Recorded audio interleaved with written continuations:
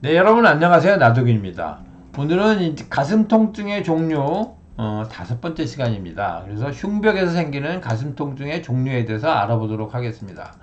흉벽에서 생기는 가슴 통증은 흉막염, 늑골골절, 흉벽의 근육통, 늑간신경통, 흉추골절 이게 대략 한 5종류가 있는데요.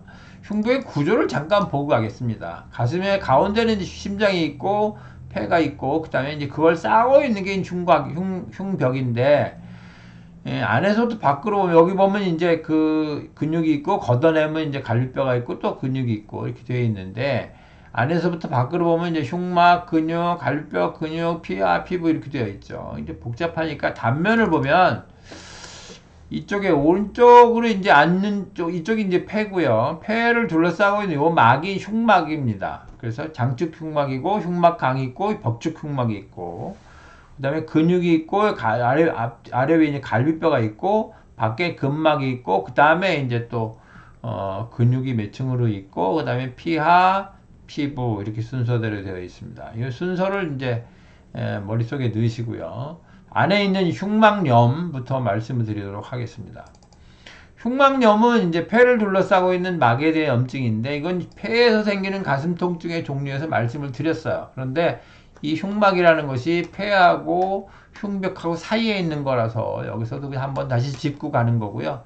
흉막염은 주로 폐병 때 많이 생깁니다. 그러니까 가슴 통증, 호흡곤란이 주증상이고 그 다음에 이제 이렇게 물이 고이기도 하고 그리고 진단은 이제 엑스레이 찍어서 하는 거고 치료를 하기 위해서는 이제 원인 질병 결핵이나 암 때문에 많이 생기니까 그걸 치료해야 되고 물이 많이 고이면 이제 물 빼주기도 해야 된다 그런 거고요. 한의학적 치료는 뭐 원인 질병에 대해서 뭐 치료가 그냥 그닥이니까 제한적이고 양한방 병행 치료가 좋다 이렇게 말씀을 드렸습니다. 그 다음에 이제 늑골 골절에 의한 통증인데요. 뼈가 부러졌으니까 그 자리가 딱 심하게 아파요. 그러니까 그것을 누르거나 건드리면 아주 심한 통증이 나타난다. 그래서 이 뼈가 부러졌으니까 이거 이제 변이가 있거나 없거나 이 자리가 좀 붓고 도토리 같이 퐁 나와요. 그래서 그걸 만져보면 딱 만질 수 있고 그걸 누르면 뭐 굉장히 아프다. 그리고 다발성으로 있는 경우는 이제 좀 더 안정성이 떨어지니까 호흡을 잘 못하는 경우도 생기고 누르면 이제 안으로 들어가서 갈비뼈가 폐를 찌르기도 하고 그러니까 좀 위험합니다. 그럴 수도 있습니다. 진단하기 위해서는 이제 엑스레이 찍으면 이렇게 나오는 거고요. 그 다음에 치료를 하기 위해서는 갈비뼈의 움직임을 제한해야 되는데, 뭐 특히 팔 같은 경우는 이게 기부스, 캐스트를 해야 되는데 여긴 그럴 수가 없으니까 통째로 이제 다 묶어요. 그래서 갈비뼈는 호흡할 때 움직이는 거니까 호흡할 때 참여하지 못하도록 꽉 묶어 놓는 거죠. 움직이면 뼈가 안 붙으니까 그렇습니다. 그리고 그럼 호흡을 어떻게 하느냐? 호흡은 이제 횡격막이 있으니까 배로 이제 움직이면서 호흡을 하게 되죠. 근데 이제 갈비뼈 같은 경우는 골절은 치유되어도 통증이 오래 가는 경우가 종종 있어요. 그래서 뭐 경한 경우는 진통제를 먹고 날때를 기다리거나 아니면 그래도 몇 년씩 가는 경우도 있는데 그런 경우는 참 골아프죠. 그리고 통증이 오래 가는 경우는 한의학적 치료로 유효한 경우도 꽤 있으니까 그때는 적극적으로 한의학적 치료를 받아보시는 걸 권해드리겠습니다. 그 다음에는 이제 흉곽에 있는 근육통인데요. 근육통은 흉곽에 근육이 많으니까 이제 다양한 근육통이 생겨요. 그런데 증상은 이제 흉곽의 움직임, 그러니까 호흡을 하거나 뭐 이렇게 움직이거나 할 때 이제 흉곽이 움직이잖아요. 그럼 그때 이제 통증이 딱 생기고요.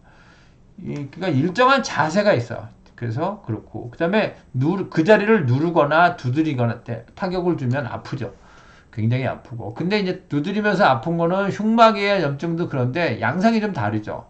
흉막의 염에 의한 통증은 속에서 울리는 것 같고 딱 어떤 자세나 운동과 관련이 그렇게 있지는 않아요. 그런데 근육통은 딱 울리는 것 같이 아프진 않고 자세나 운동과 관계가 있어요. 그러니까 통증이 생기는 자세를 알고 있는 것이 굉장히 중요합니다. 다음으로 이제 늑간신경통인데요. 갈비뼈를 따라서 이제 신경과 혈관이 분포되어 있다고 말씀을 드렸는데, 요 갈비뼈 보면은 이렇게 쏙 들어가는 데가 있어요, 조금. 한쪽은 동그랗고 한쪽은 날카롭잖아요. 그래서 그 속에 거기가 이제 신경과 혈관이 지나가는 곳이에요. 여기 지나가는 걸 이제 늑간신경이다 이렇게 말을 하는데 거기에 염증이 생기고 통증이 생기는 겁니다. 늑간신경통이 주로 많이 생기는 건 대상포진이에요. 그래서 대상포진은 이 띠대자예요. 그래서 띠 모양 생긴 포진은 수포가 생긴다는 거죠. 띠 모양 생긴 수포가 생기는 병이 생긴다. 그래서 발진, 수포, 통증이 심하게 생기는데 사실 대상포진은 늑간신경에만 생기는 게 아니고 모든 신경에 다 생길 수 있습니다. 그래서 눈에도 생기고 뭐 얼굴에도 생기고 다리에도 생기는데 눈에 생긴 경우에 실명하는 경우도 생길 수 있습니다. 그리고 치료는 항바이러스제나 스테로이드, 진통제 같은 걸 하게 되고요. 그 통증이 너무 심하기 때문에 그런 경우는 이제 신경 차단술, 그래서 신경 자체를 마취시키거나 그렇게 합니다. 그러면은 이제 그러면서 저절로 날 때를 기다리는 거죠. 항바이러스제에 의해서 낫거나 하거나 그렇습니다. 근데 이 대상포진인 경우는 한의학적 치료도 굉장히 좋아요. 그래서 한의학적으로는 이 대상포진을 이제 전뇨하다, 그래서 열독에 해당하는데 피부에 열을 빼주는 치료를 하면은 이제 치료가 됩니다. 그래서 잘 치료가 되거든요. 그리고 대상포진의 경우는 통증이 몇 년씩 가는 경우도 꽤 있어요. 그런 경우는 또 한의학적 치료가 좋습니다. 그러니까 대상포진은 한의학적 치료를 우선적으로 선택하셔도 좋다. 그렇게 말씀을 드리겠습니다.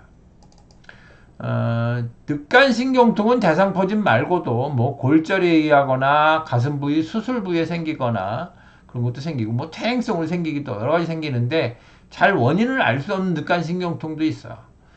그런 경우는 이제 뭐 할 수 없으니까 진통제나 신경 차단술을 하는 거고요. 원인을 알 수 없는 늑간신경통의 경우도 역시 한의학적 치료가 상당히 유효할 수 있습니다. 그리고 한의학적 치료를 해보시는 걸 권해드리고요. 다음으로 이제 골절이죠. 흉추의 골절은 이제 척추는 이제 경추, 흉추, 요추 이렇게 쭉 내려가면서 있지 않습니까? 근데 가슴 흉부에 있는 척추가 이제 골절이 눌려서 골절이 되는 거죠. 이제 압박골절인 경우를 되게 말하는 거고요. 그렇지 않고 이제 다른 걸로 해서 여러 가지 증상이 복합된 경우는 뭐 골절이 문제가 아니기 때문에 그건 이제 다른 쪽에서 취급하게 되고요. 지금은 이제 딱 압박골절의 경우를 되게 지칭해서 말하는 겁니다. 그래서 그 요 뼈가 눌렸으면 요 뼈의 극돌기는 눌리지 않았는데 이걸 누르면 여기가 영향을 받으니까 극돌기를 누르면 딱 아파요. 그리고 누르면 통증이 더 심해진다. 그래서 CT나 MRI, CT, MRI 이걸로 엑스레이를 찍거나 해서 확인할 수 있고요. 척수는 이제 신경인데 여기 있는 신경이 동반되는 경우도 있는데 그건 이제 다른 별도의 문제다. 그렇게 말씀을 드리겠습니다.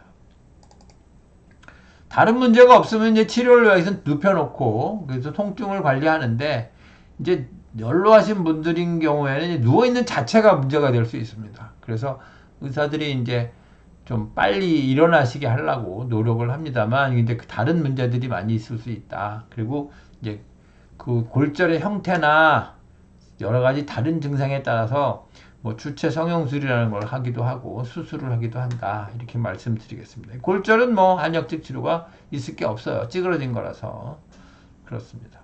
네, 오늘은 이제 흉벽에서 생기는 가슴 통증에서 말씀드렸고요.